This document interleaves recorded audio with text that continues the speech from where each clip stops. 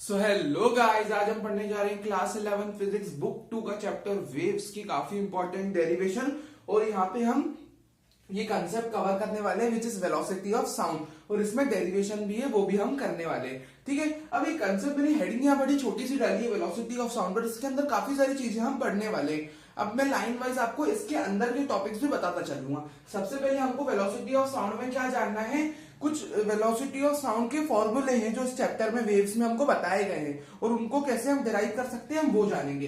पहले दो फॉर्मूले जो हम डिराइव करने वाले वो एक तो ये होगा velocity is equal to under root beta by rho, और दूसरा है velocity is equal to under root gamma by rho, जिसमें ये जो पहला वाला है ये वेलोसिटी ऑफ साउंड होता है। वेलोसिटी ऑफ साउंड की बात कर रहे हैं हम दोनों केसेस में। पहला वाला होता है इन फ्लूइड्स शॉर्ट में लिख रहा हूं, फ्लूइड्स के अंदर गैसेस भी और लिक्विड्स दोनों आते हैं, मैंने मैकेनिकल प्रॉपर्टीज ऑफ फ्लूइड्स में पढ़ा हुआ है। ठीक है, और यहाँ पे यंग्स मॉडुलस, बल्क मॉडुलस, हम ऊपर क्या है बल्क मॉडुलस है। बल्क मॉडुलस हमको पता है किससे डील करता है, बल्क मॉडुलस हमारा लिक्विड से भी और गैसेस दोनों से डील करता है बल्क मॉडुलस। और गामा क्या होता है in solids, for solids in solids, मतलब velocity of sound in fluids के लिए फॉर्मूला है, और इन सॉलिड्स में निकालने के लिए ये फॉर्मूला है। ठीक है, वो डिपेंडिंग ऑन द क्वेश्चन जो वैल्यूज है, मतलब वो तो फिर ये फॉर्मूले हैं, मतलब इन शॉर्ट इसके अंदर ये चीजें, मतलब ये अपने फॉर्मूले हैं। और यहाँ पे बीटा यानी बल्क मॉडुलस जो रहता है ना, वो हमको पता है। यहाँ पे फ्लूइड्स क्यों लिखा है, फ्लूइड्स के लिए क्यों, क्योंकि ये गैसेस से और लिक्विड दोनों से डील कर सकता है, तो हम गैसेस और लिक्विड्स दोनों में ही वेलोसिटी ऑफ साउंड निकाल सकते हैं। और इधर यंग्स मॉडुलस सिर्फ सॉलिड से डील करता है, तो अपन यंग्स मॉडुलस अभी यूज करते हैं सॉलिड्स में वेलोसिटी ऑफ साउंड निकालने के लिए। ठीक है जी, अब ये दो फॉर्मूले कैसे डिराइव हुए, फिर अपन आगे न्यूटन्स फॉर्मूला और लैपलेस करेक्शन पे चलेंगे। सबसे पहले अपन ये दो फॉर्मूले कैसे डिराइव हुए उस पे चलते हैं। देखो वेलोसिटी, यहाँ पे इन दोनों फॉर्मूले को, हमारे जो सिलेबस में है वो इन दोनों फॉर्मूले को हमको डायमेंशनली डिराइव करना है अकॉर्डिंग टू अवर सिलेबस। तो शुरू करते हैं, अपन डायमेंशनली डिराइव करेंगे इन दोनों फॉर्मूलास को अपन। तो वेलोसिटी डायमेंशनली में अपने को पता है क्या करना रहता है, प्रोपोर्शनलिटी लगा के किन किन पे इनकी डिपेंडेंसी वो लिखना रहता है। तो ये हमको पहले से ही पता होना चाहिए कि ये दोनों जो मतलब वेलोसिटी ऑफ साउंड है। अब देखो, अब जो सिलेबस के हिसाब से हमको ये पता होना चाहिए कि भाई हमको ये फॉर्मूला ऑलरेडी पहले तो याद होना चाहिए। तो पेपर में अगर डिराइव करने को आ जाए तो अपन सोच भाई अपने को फॉर्मूला याद होगा तो अपने को पता रहेगा कि किस किस पे डिपेंड करता है, बल्क मॉडुलस पे और डेंसिटी पे, ये अपना यंग्स मॉडुलस पे और डेंसिटी पे।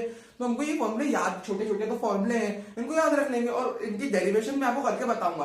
पर हमको ये पता होना चाहिए कि ये किन किन पे डिपेंड करते हैं। ठीक है, और ऐसे भी आप याद रख सकते हो ना कि भाई फ्लूइड्स, बल्क मॉडुलस डील करता है दोनों फ्लूइड्स से, सॉलिड्स और फ्लूइड्स और सॉरी गैसेस और लिक्विड्स।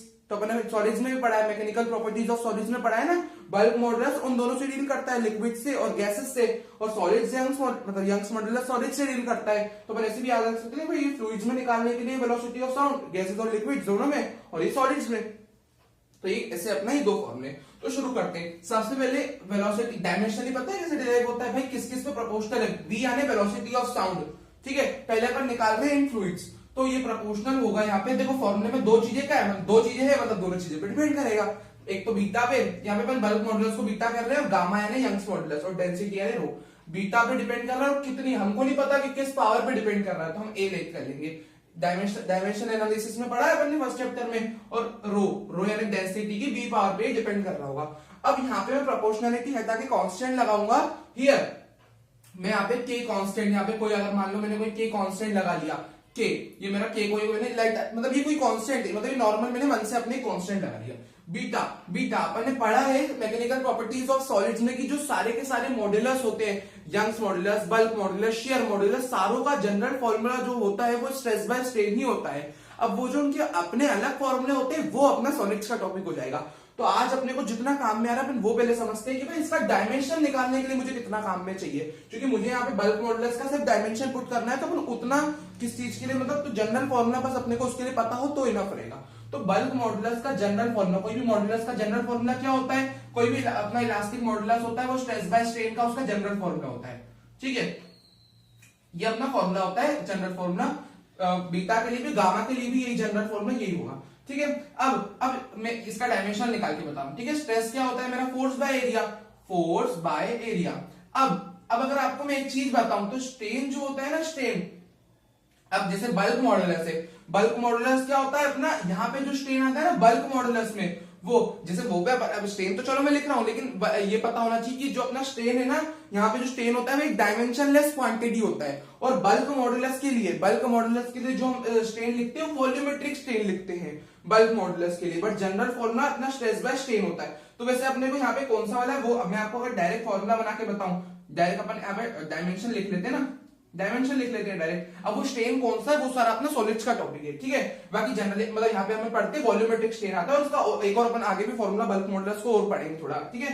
इस चैप्टर में जितना सफिशिएंट है डेरिवेशन में आपको वो बता रहा हूँ। वैसे यहाँ पे strain delta we by V आता है, फोर्स भी आता है, फोर्स बाय एरिया। यहाँ पे स्ट्रेस मतलब फोर्स बाय एरिया। तो पहले मैं स्ट्रेस के डायमेंशन अलग से निकाल लेता हूँ, फोर्स बाय एरिया।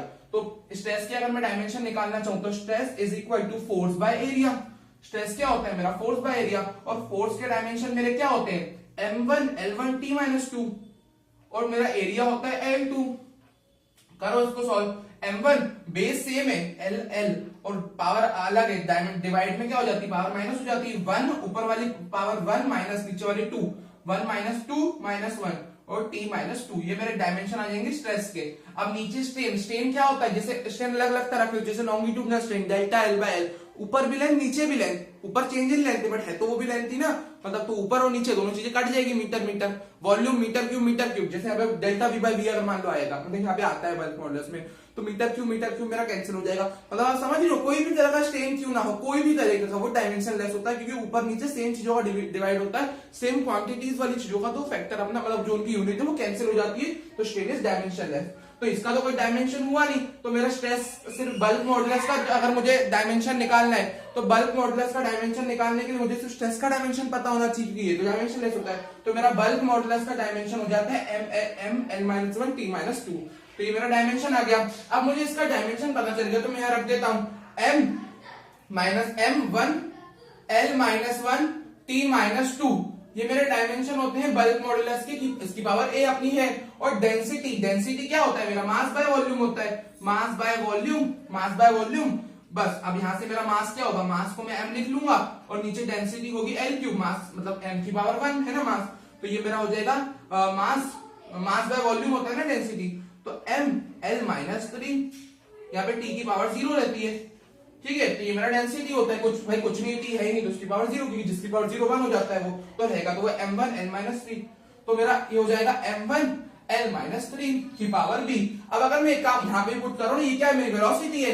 वेलोसिटी क्या होती है, velocity is displacement upon time, मतलब ऊपर क्या होती है वेलोसिटी में डिस्प्लेसमेंट, मैं डायरेक्ट लिख देता हूं ना इसको, तो ये तो मतलब डायरेक्ट है, डिस्प्लेसमेंट ऊपर अपॉन टाइम, डिस्प्लेसमेंट क्या होती है, तरह की लेंथ होती है, तो डिस्प्लेसमेंट ऊपर आ जाएगी l या l की पावर 1 अपॉन में टाइम होता है, और टाइम मेरा ऊपर आ जाएगा, है ना। मैं करके बता, देखो डिस्प्लेसमेंट एक लेंथ होती है, नीचे होता है टाइम, तो l और t ऊपर आ जाएगा तो माइनस 1, और m तो यहाँ होता ही नहीं, तो m की पावर 0, है ना, सही है। अब अपन आगे चलते हैं और इसको सॉल्व करते हैं। अब इसको आगे अगर मैं सॉल्व करूंगा तो मेरा क्या आ जाएगा, अब यहाँ पे मैं कंपेयर कर लेता हूँ पावर को। अब ये जो अपनी डेरिवेशन होती है ना, वहां पे देखो डायमेंशन अपने को पता है ना, कांस्टेंट को कभी बता नहीं पाता। चलो अभी तो अपन फिलहाल में चलने देते हैं कांस्टेंट को, बट डायमेंशन कांस्टेंट को बता नहीं पाता, तो इसलिए अपन मन से अब लेट करते हैं, और इसको बाद में जाके अपने को 1 ही मानना पड़ेगा। तो let k is equal to 1, क्योंकि अपन के अपने को यहाँ पे डायमेंशन का पता नहीं चलता, और इस फॉर्मूले में और मतलब सॉरी इसमें अपने को कांस्टेंट्स का पता नहीं चल पाता। डायमेंशनल एनालिसिस की एक लिमिटेशन होती है, लेकिन मतलब डायमेंशन से जब अपन डिराइव करते हैं, लेकिन यहाँ पे अपन 1 मान के चलते हैं, क्योंकि यहाँ पे फॉर्मूले में होता नहीं कोई कांस्टेंट, तो 1 ले लेते हैं अपन, और इसको अपन रहने देते हैं, ठीक है। बट है ना, और आखिरी तक ले भी, अगर आपको आखिरी तक ले भी जाओ तो 1 लेना पड़ेगा, तो यहाँ पे एक बार लिख के बता देते हैं, तो ठीक लगेगा थोड़ा, ठीक है। अब अपन एक काम करते हैं, पावर्स को सॉल्व कर लेते हैं, m0 l t माइनस 1 ये, और यहाँ पे k, और यहाँ पे पावर को a को अंदर मल्टीप्लाई करो 1 इंटू a, क्योंकि a तीनों पे होगा, अपनी अपनी पावर तो है, a भी तीनों पे आएगा कि नहीं आएगा, l minus 1 into a minus a, और t minus 2 into a minus 2a, ठीक है। और साथ ही साथ ये मेरी m की पावर 1 इंटू b, m की पावर b, और minus 3 into b minus 3b, ठीक है। तो मेरी m 1 इंटू b और minus 3 into b minus 3b, ठीक है जी। तो ये मेरी पावर्स मल्टीप्लाई हो गई। अच्छा k को तो मैंने 1 ले लिया, तो k रहने देते हैं, तो यहाँ पे मेरा ये आ गया। अब मैं पावर्स को क्या करता हूँ, अब यहाँ पे और सॉल्व होगा, तो m, ताकि जब तक मेरा कंपेरेबल फॉर्म में ना आ जाए, जब तक मैं कंपेयर नहीं कर पाऊंगा, और सॉल्व करना पड़ेगा। तो यहाँ पे देखो, अब इसको मैं एक साथ लिख के आपको समझाता हूँ। ये देखो, ये पूरा ब्रैकेट और ये पूरा ब्रैकेट मल्टीप्लाई में, यानी ये अंदर का MLT और ये वाला ML सब कुछ आपस में मल्टीप्लाई में ही रहेंगे, ठीक है। ये अंदर का ये उसकी तीनों चीजें MLT और ये दोनों चीजें मल्टीप्लाई में, इनकी सारी टर्म्स आपस में मल्टीप्लाई में। तो मैं MM वालों को एक साथ लिख सकता हूँ, शफल मतलब कैसे भी लिख सकता हूँ ना मल्टीप्लाई में। तो MA और MB, ये देखो दो MM को एक साथ लिख लो, सब मल्टीप्लाई में। तो मैं कैसे भी लिख सकता हूँ -a और L की दूसरी पावर -3b, T की पावर -2 और दूसरी तो कोई पावर है नहीं, T तो एक ही है। चलो अब आगे सॉल्व कर लेते हैं। M की power 0 L okay T 1, M की पावर, अब यहां पे देखो बेस से पावर ऐड हो जाएगी a plus B okay, L की पावर -a -3b और T की पावर -2a। ये मेरा मतलब फॉर्मूला आ जाएगा यहाँ पे, ठीक है, मतलब यहां तक आ जाएगा। अब मैं पावर्स को कंपेयर कर लेता हूं। अब यहां तक आप नोट कर लीजिए, ओके। सो अब आगे चलते हैं। अब यहां पे अपन क्या करते हैं और आगे सॉल्व कर लेते हैं। अब आगे अपन सॉल्व ये करने वाले हैं, पावर्स को कंपेयर करने वाले हैं, ठीक है। तो a प्लस बी मेरा बराबर आ जाएगा यहाँ से 0 के, कंपेयर करोगे तो, है ना। MLT देखो पूरा सेम है, तो पावर्स भी इनकी कंपेयर कर सकता हूँ। कंपेयरिंग द पावर्स, अगर मैं इनके एक्सपोनेंट से पावर्स को कंपेयर करूं तो मेरा 0, a प्लस बी, m के ऊपर पावर्स कंपेयर हो जाएगी, a प्लस बी बराबर 0 हो जाएगा। यहां से -a -3b बराबर 1 हो जाएगा, -a -3b बराबर हो जाएगा मेरा 1 के। दूसरी वाला L के ऊपर की पावर्स कंपेयर हो गई, और T के ऊपर मेरा T क्या है -2a, और यहाँ पे क्या है 1, तो 1 इज इक्वल टू -2a, मतलब -2a एक ही बात है ना, वो तो -2a इज इक्वल टू 1। यहाँ पे अपने को सेकंड इक्वेशन का कोई ऐसा यहाँ पे इसका काम नहीं पड़ेगा, 2 ही से अपना काम इजीली हो जाएगा। तो यहाँ से आप एक ही वैल्यू निकाल लो, -1, ये क्या है मेरा -1 है ना, नहीं ये सिर्फ 1 है, ओके। क्या है अपना ये T मेरा L, ये ओके, ये -1 है ना, वही मैं सोचूं। तो T मेरा -1 था ना, इसको -1 लिखो ना, ये -1 हो जाएगा, सही है। तो T तो -2a इज इक्वल टू -1 है ना, तो ये -1 है, देखो ना T के ऊपर -1 है ना, तो T यहाँ पे -2 है, -1, तो ये हो जाएगा -1 अपॉन -2, माइनस से माइनस कट जाएगा, ये आ जाएगा 1/2। यहाँ से आप कंपेयर करके b की वैल्यू निकाल लो, b हो जाएगा -a है ना, प्लस का माइनस हो जाएगा उधर जाके, और -1/2 a की वैल्यू मैंने यहाँ से डाल दी। तो मेरा a और b दो ही तो यहाँ पे है, दो ही तो चीजें चाहिए मेरे को, c मतलब c तो कोई दूसरी तीसरी टर्म कोई है नहीं, तो यहाँ अभी इस इक्वेशन में कोई काम नहीं है, अपने दो से ही काम हो गया, ठीक है। अब वेलोसिटी कांस्टेंट को इक्वल्स टू में मैंने कर दिया।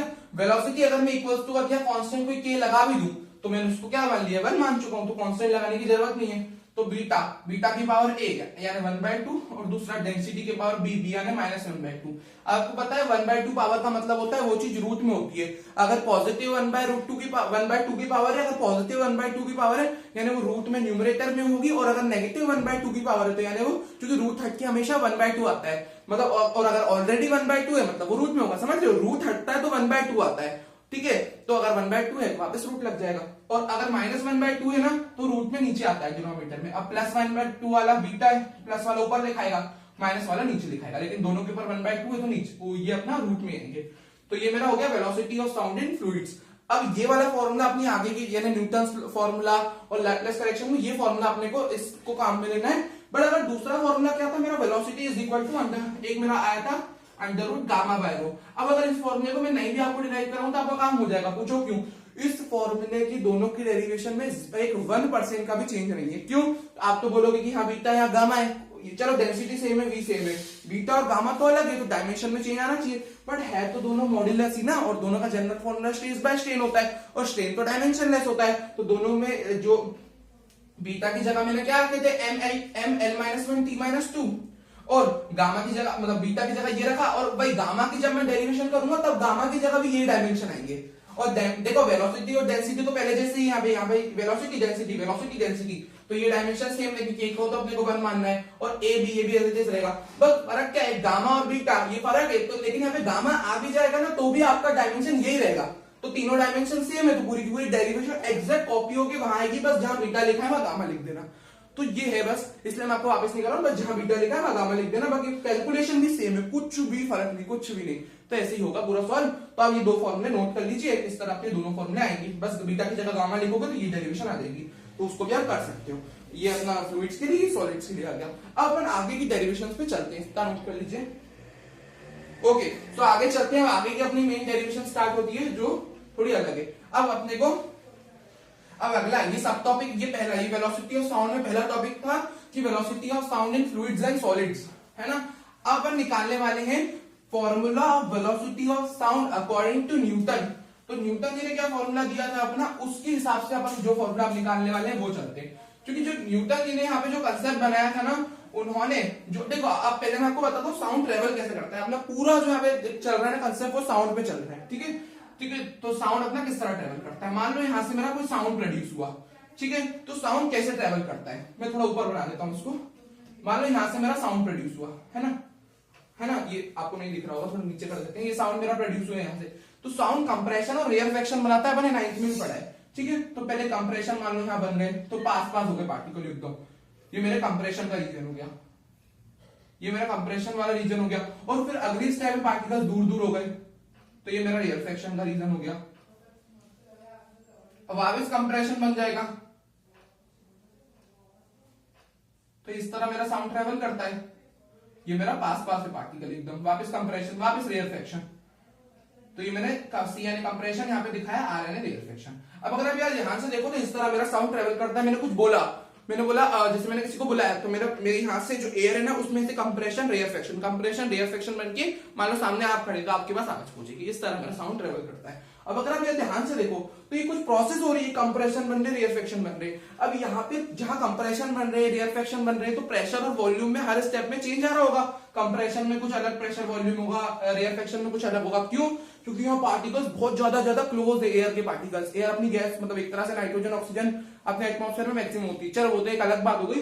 पर यहाँ पे एटमॉस्फेयर में पार्टिकल्स जो है एयर के, कितने पास पास हो जाएंगे कंप्रेशन में, कितने दूर दूर हो जाएंगे रेयरफेक्शन में। अब अगर ध्यान से देखो तो जब पार्टिकल्स इतने पास पास होते हैं तो क्या होता है, प्रेशर बढ़ जाता है, क्योंकि हमें वॉल्यूम कम होगा। भाई पार्टिकल्स ने बहुत कम जगह घेरी, सिर्फ इतना आप कंप्रेशन का रीजन देखो तो बहुत पास है पार्टिकल, तो वॉल्यूम मैंने कितनी जगह घेरी, तो वो बहुत कम हो जाएगा volume as compare to rarefaction. और यहाँ पे चलो वॉल्यूम भी कम है और पार्टिकल्स पास है, तो प्रेशर बढ़ जाएगा, है ना। वॉल्यूम कम है, बहुत पास है पार्टिकल्स, प्रेशर बढ़ गया, तो क्या बढ़ जाएगा, टेम्परेचर। अगर इन सारी चीजों को आप इमेजिन करके भी समझ सकते हो, ठीक है। इमेजिन करो इतने पास बैठे हैं, वॉल्यूम बहुत कम है, जगह बहुत कम घेरी, प्रेशर बढ़ गया, बहुत पास है, तो क्या हो जाएगा, टेम्परेचर बढ़ जाएगा। इनके बीच में इतने पास है तो टेम्परेचर बढ़ जाएगा ना।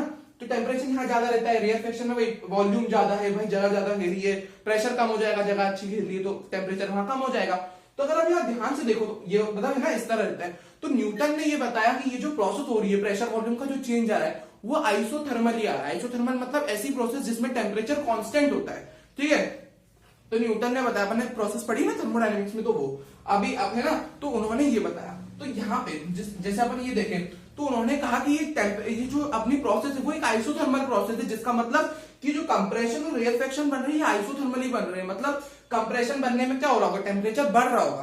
तो क्या होता है कि भाई अब जिस जगह पे ये पूरी प्रोसेस हो रही है, उस जगह का कुछ ना कुछ टेम्परेचर होगा। मान लो मेरे रूम में से कंप्रेशन रेयरफेक्शन बन रहे हैं, मैं कुछ बोल रहा हूँ, मुझे दिखेंगे नहीं, बट ऐसा हो रहा है। तो मेरे रूम में कोई पर्टिकुलर टेम्परेचर है, मान लो कंप्रेशन बनने के कारण यहाँ इतनी सी जगह का कुछ टेम्परेचर बढ़ गया। ये सब इमेजिन करना, ठीक है। कंप्रेशन में टेम्परेचर बढ़ेगा, मैंने बताया।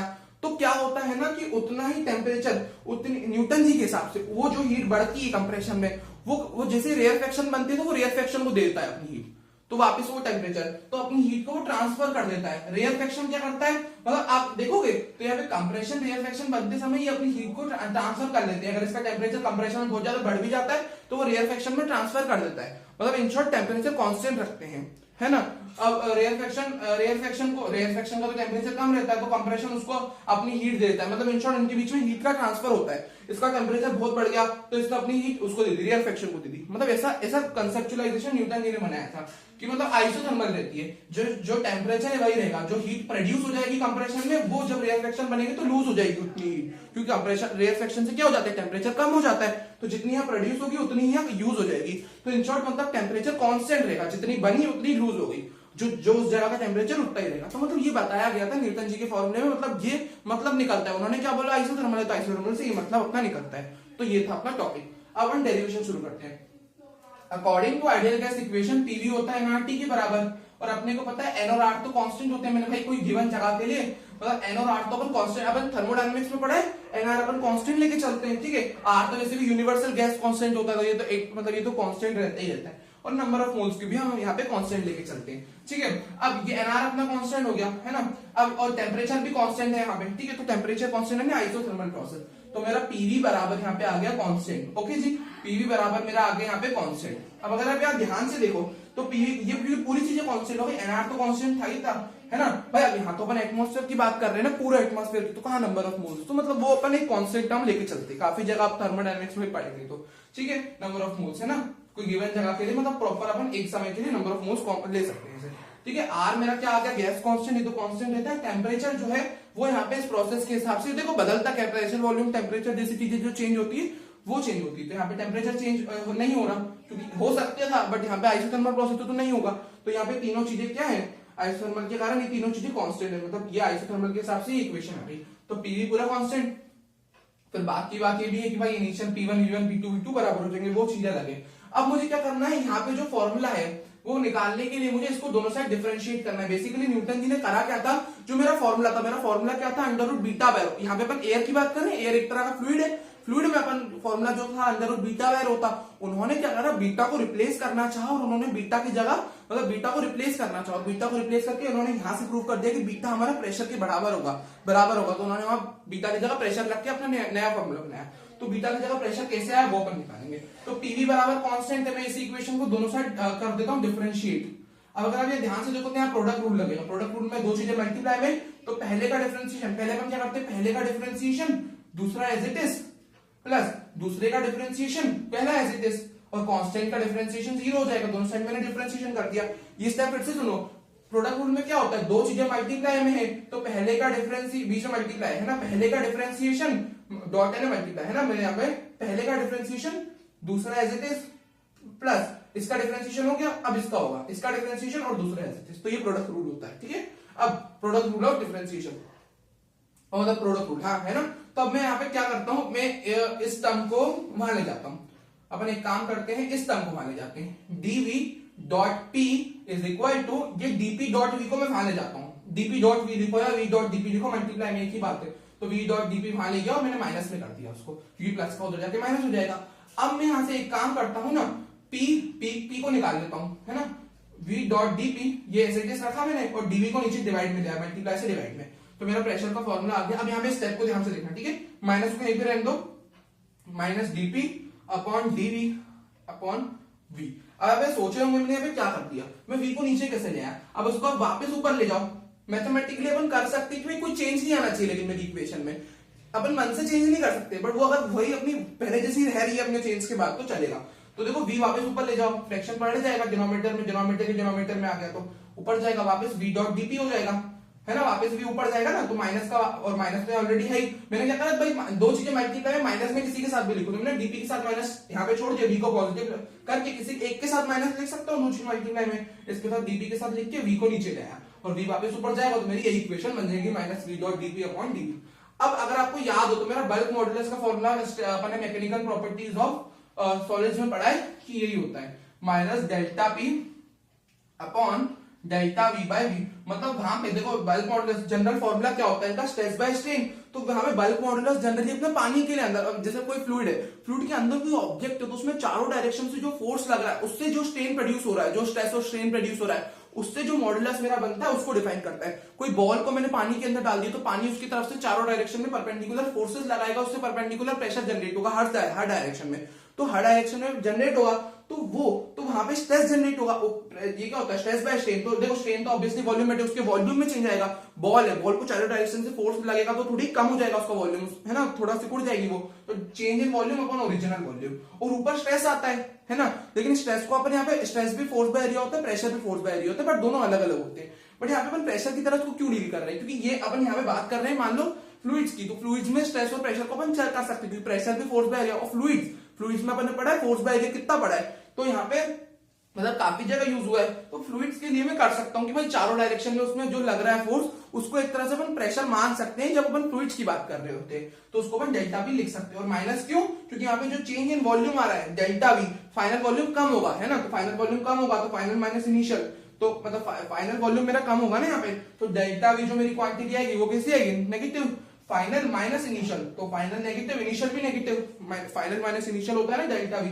तो पूरा आंसर नेगेटिव आएगा। तो ऊपर मैंने ऑलरेडी माइनस दे दिया ताकि मेरा आंसर कभी मैं यहाँ पे मैथमेटिकल वैल्यूज पुट करूं तो मेरा आंसर पॉजिटिव आए। ठीक है, तो बल्क मॉडुलस क्योंकि कांस्टेंट मतलब वैल्यू हर चीज की रहती है ना, bulk modulus Young's modulus constant values निकलती है हर एक मटेरियल के लिए, तो वो सेम है मतलब हर एक चीज के लिए, तो मतलब एक मतलब सेम मतलब पॉजिटिव है, सॉरी, तो मैंने ये लगा। तो ये मेरा फॉर्मूला होता है। बस यहाँ पे आप चेंज ये कि डेल्टा की जगह यहाँ डी लिखा हुआ है, it's one of the same thing, आप कंपेयर करो माइनस डेल्टा बी माइनस का डीपी, एक ही बात है, डेल्टा और डी यहाँ पे अपन एक चीज मान चल सकते हैं यहाँ पे, तो माइनस डीपी है ना, ये भी पी है ना, ये दोनों पी है, ठीक है, ये ऊपर और नीचे delta v by b dv by b, तो ये क्या है बल्क मॉडुलस का फॉर्मूला है, तो मेरा पी यहाँ पे बल्क मॉडुलस के बराबर आ गया कि नहीं।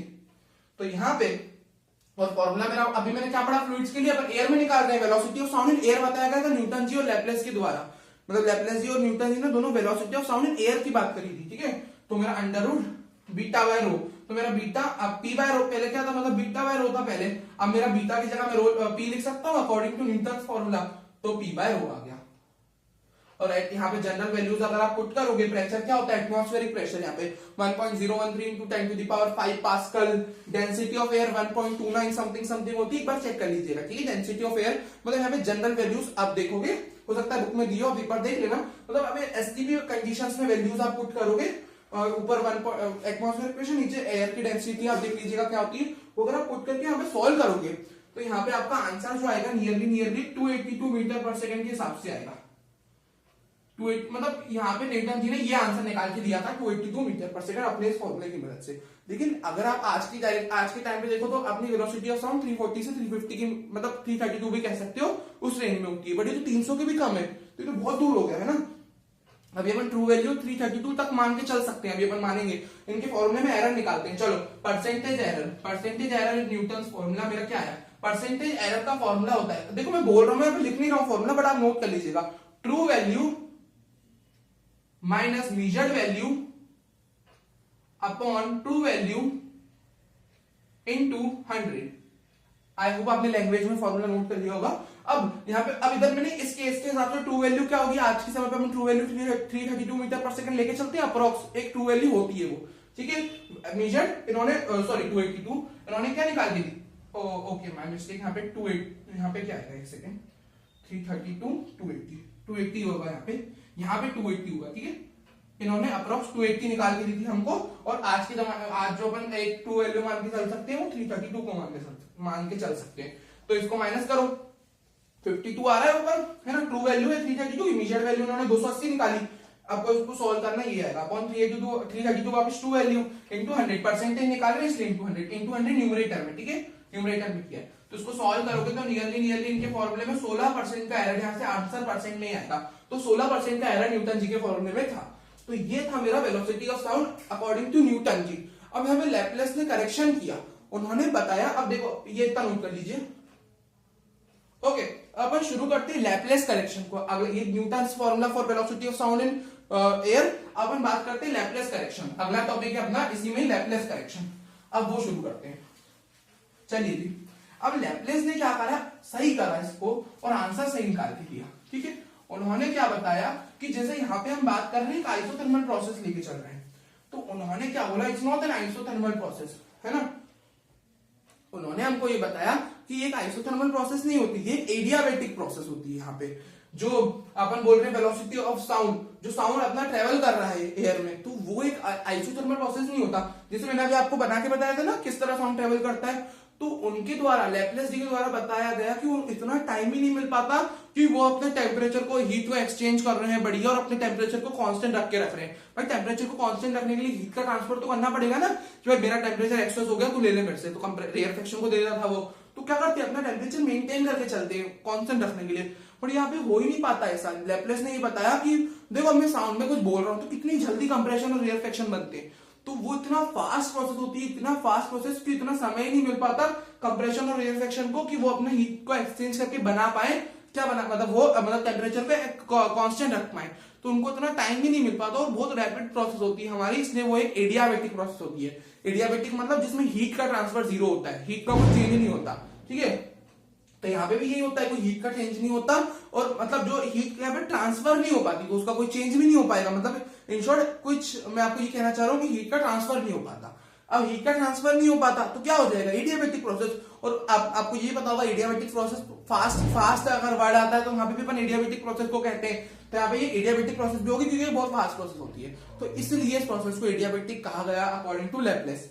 अब एडियाबैटिक की जनरल इक्वेशन क्या होती है, पीवी की power gamma is equal to constant, जैसे वहां pv is equal to constant था, एडियाबैटिक प्रोसेस में पीवी की पावर गामा कांस्टेंट होती है, ठीक है। अब अगर आप ये ध्यान से देखो तो ये मेरा पीवी और गामा गैस कांस्टेंट, ठीक है। अब इसको आप दोनों साइड सेम अपन वैसे ही करेंगे, यहाँ पे देखना, यहाँ पे कैलकुलेशन बहुत ध्यान से करना, ठीक है। यहाँ पे बहुत मिस्टेक होने के चांस होते हैं इस डेरिवेशन में, है ना, गामा वगैरह यहाँ पे बहुत सारे एक्सपोनेंट्स के लॉज लगेंगे, पर यहाँ पे कैलकुलेशन में आपको बोल रहा हूँ ध्यान से, है ना, एकदम, ठीक है। हमें दोनों साइड यहाँ पे डिफरेंशिएशन करूंगा, ठीक है। अब दोनों साइड डिफरेंशिएशन करना है, यहाँ पे प्रोडक्ट रूल लगेगा अपना, दोनों चीज मल्टीप्लाई में। अब पहले वाले का डिफरेंशिएशन, दूसरा वाला एज इट इज, प्लस दूसरे वाले का डिफरेंशिएशन। अब देखना v की पावर गामा का डिफरेंशिएशन देखना, यहाँ पे चेन रूल लगेगा। चेन रूल में क्या होता है, v की पावर गामा है, ठीक है जी। अब अगर आप ध्यान से देखो ना तो यहाँ पे v की पावर गामा है, तो एक तो वो डिफरेंशिएशन तो होगा, पहले v की पावर गामा का ये अपन इसका कर रहे हैं, ठीक है। p तो ऐसे कैसे आएगा क्योंकि p का हो चुका है डिफरेंशिएशन, पावर आगे, पावर में एक की कटौती, p को छोड़ दो, b का हो गया, पावर आगे, पावर में एक की कटौती, ये डिफरेंशिएशन तो हो गया। आपको लगेगा हो गया डिफरेंशिएशन, बट नहीं, मेरे को मतलब ऐसे ही लगेगा ना किसी को भी कि डिफरेंशिएशन यहीं तक हो गया, बट यहाँ पे एक चीज और होती है आगे कि जो पावर, जिसके ऊपर पावर लगी है उसका एक बार फिर से डिफरेंशिएशन हो जाएगा डॉट डीवी, क्योंकि चेन रूल होता है, चेन रूल के हिसाब से उसका फिर से डिफरेंशिएशन होता है, ठीक है, ये रूल है अपना। और ये हो गया, अब पहले वाले का डिफरेंशिएशन, दूसरा वाला एज इट इज, दूसरे का डिफरेंशिएशन, ये मेरा पूरा ये v की पावर गामा का डिफरेंशिएशन हो गया, जिसमें dv का मैंने एक और बार किया चेन रूल के हिसाब से, और पहला वाला एज इट इज तो रखो व्हिच इज p, है ना। तो और यहाँ पे कांस्टेंट का डिफरेंशिएशन 0 होता है, जैसे अपन कोई भाई कांस्टेंट नंबर जैसे 5 है, कोई भी नंबर कांस्टेंट, उसका डिफरेंशिएशन कुछ होगा नहीं तो 0 होता है, पढ़ा है अपने बेसिक मैथ्स में। अब अगर मैं ध्यान से देखो तो मैं क्या क्या कर सकता हूँ, अब यहाँ पे सबसे पहली step dividing LHS and RHS by v की पावर गामा -1, अब ऐसा लिख लीजिएगा, ठीक है। तो अब करते हैं डिवाइड, है ना, डीपी मैं भाई LHS RHS को दोनों साइड कर सकता हूँ मैथमेटिकली, वो कॉमन आके कट ही जाते हैं वैसे भी, v की पावर गामा। अब अगर आप इसको सॉल्व करो, नीचे आ जाएगा v की पावर गामा -1 से मैं डिवाइड कर रहा हूँ, इधर गामा v की पावर गामा -1 डॉट डीवी, वापस से डिवाइड करो v की पावर गामा -1 से dot p is equal to, यहाँ पे ये तो अपना चलेगा ना, जीरो चलने दो। अब अगर ये ध्यान से देखो तो ये कैंसिल हो रहा है, v की पावर यहाँ ऊपर से मल्टीप्लाई में v की पावर गामा -1 से v की पावर गामा -1 कट गया। अब यहाँ पे लॉ ऑफ एक्सपोनेंट लगाओ, ठीक है, मतलब यहाँ पे लॉ लगाओ ना डिवाइड का, मतलब बेस सेम है, पावर अलग अलग है, तो पावर क्या हो जाती है, डिवाइड में माइनस, तो इसकी पावर, अब यहाँ पे ध्यान से देखना, ठीक है। मैं अगर आपको समझाऊं तो गामा पावर माइनस होगी, गामा माइनस पहली पावर माइनस दूसरी पावर, ऊपर वाली माइनस नीचे वाली, गामा -1, ब्रैकेट खुलेगा, साइन चेंज होगा, ठीक है, ध्यान रखना है यहाँ पे, ठीक है जी। ओके, तो यहाँ पे क्या बचा, p, देखो गामा सब चीजें मल्टीप्लाई में आगे पीछे लिख सकता हूँ, गामा डीवी और p तीनों मल्टीप्लाई में, तो पहले गामा p लिख लेते हैं डॉट डीवी, एक ही बात है, सब चीजें मल्टीप्लाई में तीनों।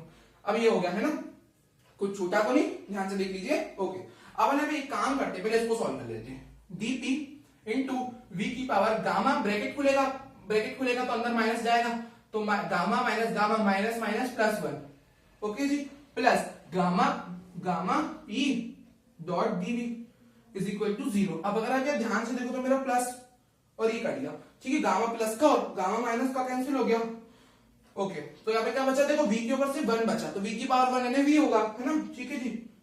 अब अगर आप ध्यान से देखो तो v डॉट डीपी बचा, v dot dp gamma p dot dv is equal to 0।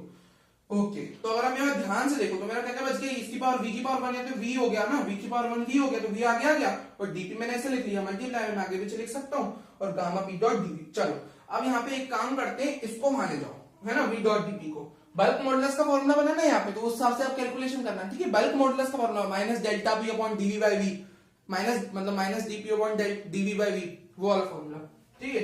तो चलो इसको वहां ले जाते हैं, देखो dp मेरा वहां माइनस हो जाएगा, इसलिए मैंने दिमाग से अपन ये भी काम, मतलब यहाँ पे दिमाग आपने इस जगह लगाना है कि मेरा फॉर्मूला कैसे बन जाएगा, उसको वहां ले जाओ, gamma p dot dv is equal to, उधर जाएगा तो माइनस का v डॉट dp, प्लस का माइनस हो जाएगा उधर जाके। अब इतना नोट कर लीजिए, अपन आगे की कैलकुलेशन करते हैं, ठीक है। अब आगे हम सॉल्व करते हैं, देख लीजिए, है ना। आगे चलते हैं, अपने यहाँ से गामा p की वैल्यू निकालेंगे, गामा इंटू p की यहाँ से अगर आप वैल्यू निकालो यहाँ पे, तो वो मेरी बराबर हो जाएगी minus v dot dp upon देखो dv नीचे आ जाएगा, dv सही है, हाँ आ रहा है, ठीक है, मैं वही चेक कर रहा था कुछ गलती तो नहीं हो गई, क्योंकि यहाँ पे मिस्टेक के चांसेस है। तो यहाँ पे गामा पी की वैल्यू देखो, गामा पी एलएचएस में इसको ही रखना है अपने को, इसी की वैल्यू अपनी बल्क मॉडुलस के बराबर आ जाएगी। ओके, तो यहाँ पे अगर आप ध्यान से देखो तो मैं देखो माइनस वी और डीपी मल्टीप्लाई है न्यूमरेटर में, तो मैं किसी के साथ भी माइनस लिख सकता हूँ। तो माइनस डीपी मैं माइनस डीपी को दे देता हूँ, एक ही बात है। और v को पॉजिटिव, अब मेरा क्या हो गया कि माइनस और डीपी मैंने एक साथ लिख दिया, बचा क्या सिर्फ v बचा, माइनस और डीपी मैंने लिख दिया, माइनस और डीपी लिख दिया, बचा सिर्फ v, तो मैंने v को इस तरह लिख दिया। अब अगर आप ध्यान से देखो तो इक्वेशन चेंज ही नहीं हो रही, वापस ऊपर ले जाओ उसको, वापस ऊपर, शायद अपन ने इसकी पहले वाली में भी किया था नहीं, तो v वापस ऊपर ले जाओ, तो minus v dot dp upon dv, वापस v ऊपर ले जाओ, कोई चेंज नहीं ला सकते अपन, बट कर सकते हैं और मन से कुछ चेंज नहीं कर सकते, वही की वही रहनी चाहिए इक्वेशन, वापस v को ऊपर ले जाओ, minus v dot dp upon dv, done है जी। तो गामा p, ये मेरा बल्क मॉडुलस का फॉर्मूला मैंने आपको समझाया, उसमें मैंने डेल्टा की फॉर्म में लिखा था minus delta p upon delta v by v, but उसको कंपेयर करो डेल्टा और b, यहाँ पे it's one of the same thing, यहाँ पे अपन मान सकते हैं इक्वल, तो यहाँ पे क्या हो गया, एक ही चीज मान सकते हैं, तो माइनस डेल्टा p, ये मेरा बल्क मॉडुलस का फॉर्मूला ही था, मैंने बताया था ना, माइनस का delta p upon delta v by v, ठीक है। तो ये हो गया अपना, ये मेरा बल्क मॉडुलस के बराबर होता है ना, ये बता चुका हूं ना मैं कि फ्लूइड में अपन स्ट्रेस को प्रेशर मान लेते हैं, डेल्टा v बाय v, यहाँ पे स्ट्रेन होता है, वॉल्यूम कम होता है, तो डेल्टा v बाय v, है ना। तो ये सब मैं आपको बता चुका हूँ, gamma p is equal to beta, ये मेरा फॉर्मूला आ गया। तो अब मेरा जो वेलोसिटी ऑफ साउंड का फॉर्मूला नया वो लिख के बताता हूँ मैं आपको, ठीक है जी। चलो इस पूरे को रफ कर देते हैं, आपने नोट कर लिया, एक सेकेंड देख लीजिए। अब आगे अपन चलते हैं, यहाँ मैं आपको निकाल के बताता हूँ कि भाई वेलोसिटी ऑफ साउंड, अब जो लैपलेस ने बताई वो क्या थी, वो अपन देख लेते हैं अब जल्दी से। चल फॉर्मूला जो मेरा आया, तो मेरा फॉर्मूला पहले क्या था, under root beta by rho, और यहाँ पे मेरा बीटा क्या बराबर आ गया था, किसके बराबर आ गया था, गामा पी बाय रो के।